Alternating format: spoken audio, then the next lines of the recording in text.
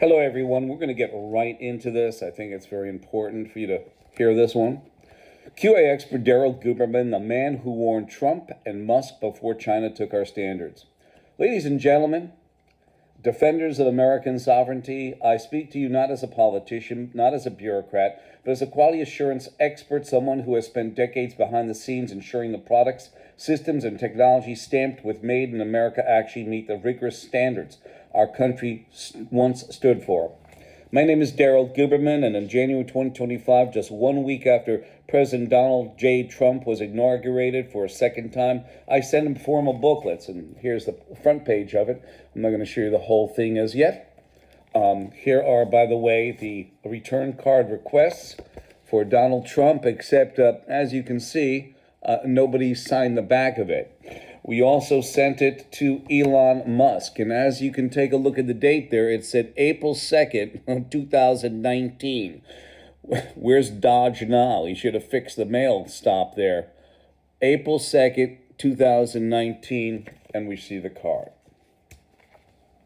So my name is DARYL GUBERMAN, and on January 25th, just 1 week after Donald J. Trump was inaugurated for a second time, I sent formal booklets to both President Trump and Elon Musk. These booklets weren't fluff. They were urgent warnings about the degradation of America's quality infrastructure, warnings backed by data, history, and painful truth.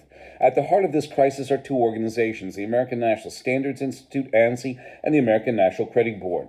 These are the cornerstone institutions that grant accreditation to labs, manufacturers, and systems in the U.S., yet they co-founded and financially underwrite a global infrastructure that has compromised American sovereignty. I'm talking about the International Accreditation Forum, incorporated in Delaware, and its global counterpart, the International Laboratory Accreditation Cooperation, based in Australia. These organizations have national and international accreditation bodies and are internationally equivalents to ANSI ANAP. And from 2015 to 21, the IF was chaired by none other than Zhao Jinwu, who has involved with our quality since 1994, a communist Chinese national. Let me be clear. Zhao Jinwu was not just a symbolic figurehead. He was also the chief executive of the China National Accreditation Services, which is controlled directly by the Chinese government. Under China National Intelligence Law, Article number 7, every Chinese citizen and entity is required to assist in intelligence operations. That means the man overseeing global accreditation, including U.S. systems, was legally bound to turn over information to the Chinese Communist Party. And during this reign, many U.S. agencies, including the FBI, FDA, NIST, which is part of the Department of Commerce, and the DHS, were and still members, some even paying customers of ANSI ANAP, which were themselves members of the IF. These agencies, under American flags, were functionally connected to Chinese-controlled accreditation infrastructure. It's no exaggeration to say our critical certification systems were handed to China on a golden platter. Let me remind you, this was the same period when FBI Director Christopher Wray, nominated by President Donald Trump in 2017 and serving through 2025, was repeatedly grilled by Congress about Chinese infiltration. Yet few knew what I knew, that his own agency, the FBI, was entangled through ANSI ANAP with the IF under the thumb of the Communist Chinese operative. It doesn't stop there. In January 2017, the Wuhan Institute of Virology, WIV, yes, the lab, was certified by the CNAS under Zhao Jinwu's direction. But here's what the public wasn't told. 6 months before the certificate was issued, scientists inside the WIV had already raised red flags. They warned that the lab lacked sufficient highly trained technicians, a fundamental requirement for any biosafety laboratory, and 6 months after that certification, those warnings were still being made. This wasn't a one-off oversight. It was a systematic failure, one that I tried to warn the country about. Even Pamela Sale, ANSI ANAP's own vice president of laboratory accreditation, admitted under deposition in 2017. One of the issues is that there is no commonly agreed upon set of standards that forensic labs around the country have to follow. Instead, there are informal guidelines that labs can choose to follow or not. Let that sink in, ladies and gentlemen. No requirement for competence. That was the reality behind our national accreditation. That's what we handed off to international bodies while federal agencies looked the other way. In May 2019, the CDC training document for The only one that was directed for biolevel 4 laboratories in China and singled out was the Wuhan Institute of Virology. The first line of defense in a well-run laboratory is highly trained technicians. So when the WIV was certified by the CNAS under Zhao Jinwu, while still lacking trained personnel, we ignored the CDC's own doctrine and validated a lab that may have been at the epicenter of the global pandemic. That's why I acted. That's why I wrote. That's why I spoke up. Alongside my team, we issued a press release titled Elon Musk and the Road to Wigan Pier, invoking George Orwell's 1937 masterpiece about class division and blind elitism. Just as Orwell criticized the disconnected ruling class for failing to understand the lives of working people, I saw today's billionaires, bureaucrats, and credentialed technocrats, people with good intentions, perhaps blind to how deep our systems have been compromised from within. We are not a conspiracy theorist. We are a truthsayer, and I was likely the only one in the country who understood the full implications of what ANSI, ANAP, IF, and ILAC had become, and how deeply these groups have embedded themselves within our federal structure.